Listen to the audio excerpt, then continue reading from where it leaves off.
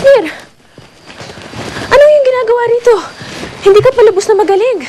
I know you're hungry, mi amor. Kumain ka na. Isa itong pasalamat sa pag-alaga mo sa akin.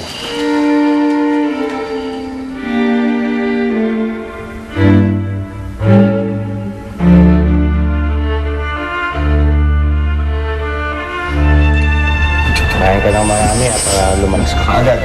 Object ka. Kung tratuhin mo naman ako'y para akong bata. Okay na rin yun na ayaw mo noon, nakakatigim ka ng konting gabing sa akin paminsan-minsan. Manasabi ba akong masama? Biglang nawala ang ngiti mo. May naalala lamang ako. Someone you love? Nasaan na siya?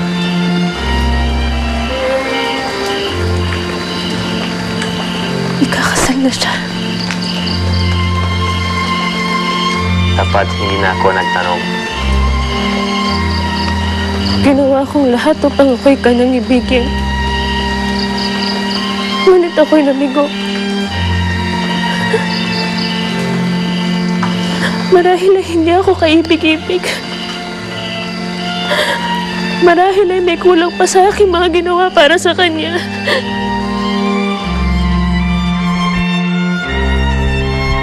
Jake? Aling Matilda? Kuya Eric! Jake, kamusta na pakiramdam mo, ha? Aling Matilda, kamusta ho kayo dito? Wala kang dapat ipag-alala sa amin. Maayos ang kalagayan namin dito. Tiyak na matutuwa si Ate Grasilda kapag nalaman niyang inaalagaan mo ang nanay niya, Kuya Eric. Nanay siya ni Grasilda? Cindy, anong ginagawa mo dito? Eric, I have the right to know kung bakit wala kang time sa akin. So now I know, pati pala ang ina ng maid na yon, inaampon mo na rin pala. Cindy, pwede ba huwag tayo dito mag-usap? Eric, wala kang time sa akin. Pero may time kang bisitahin ng nanay ni Griselda. Sino pa talaga gusto mong pakasalan? Cindy, teka Cindy, ano ba? Makinig ka muna sa akin.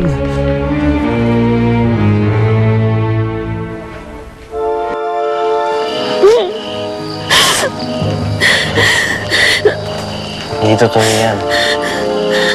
Marami na akong nakita sa'yo na kaibig-ibig. Não é só pelo sorriso bonito que você tem, mas também porque você é muito corajosa. E eu admiro isso em você.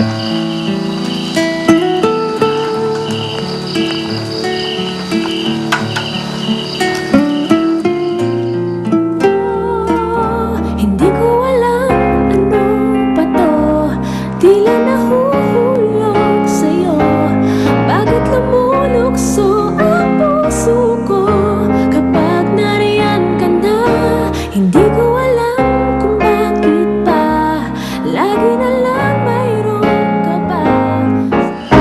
I know how you feel. Sabi ka sa kanya. Minahal ko siya ng higit pa sa aking sarili.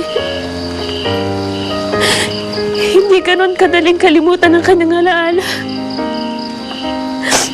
Naisip ko pa rin si Eric. Mahal na mahal ko pa rin siya.